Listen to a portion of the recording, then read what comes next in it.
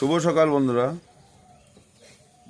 ফেসবুকে পোস্ট করে যাচ্ছি আর বাড়ি বাড়ি গিয়ে বিএলও স্যারের সাথে ফর্মও দিয়ে আসছি।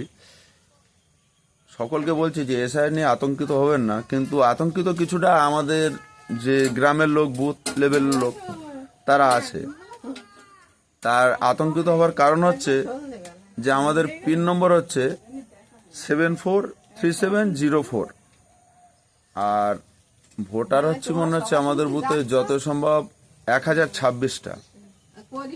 এই 1026টার ভিতরে দেখা যাচ্ছে 600-700 লোকের ভোটারের যে ফর্মটা দিয়ে গেছে এসআইআর এর ফর্মে পিন নম্বর আসছে 743703, আবার কিছু লোকের আছে 04।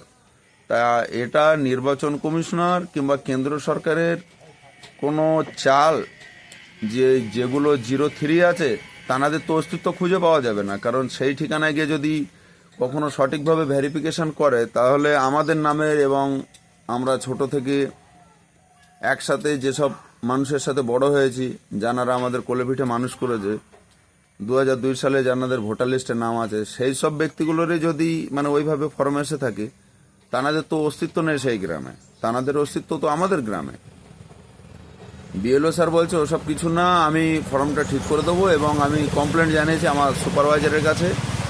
তারপরেও যদি কারোর কিছু জানার বিষয় থাকে আপনারা যান, সোজা গিয়ে বিডিওকে কমপ্লেন করুন। নির্বাচন কমিশনার যেটা ফর্মটা নিজের এর থেকে জানা নেই কোন প্রিন্টিং প্রেস থেকে ছাপিয়ে পাঠিয়েছে সেখানে যদি পিন নম্বরের ভুল হতে পারে, তাহলে সাধারণ মানুষ যারা গরিব মানুষ, এই এলাকাটা 2000 সালে বন্যায় অধিকাংশ ঘর, যেমন আমার ঘর বাড়ি, বন্যায় প্লাবিত হয়েছে, ভেসে চলে গেছে। বার্থ সার্টিফিকেট নেই আমাদের, খুঁজেই পাবো না আমরা বার্থ সার্টিফিকেট। আর আগের লোকের ওসব মনেও থাকতো না, খালি দিনটা মনে আছে, তাও বাংলায়। তারা কি করবে? এখন বলছে বার্থ সার্টিফিকেট লাগবে, এই সার্টিফিকেট লাগবে, ওই সার্টিফিকেট লাগবে, সঠিক দেওয়া লাগবে।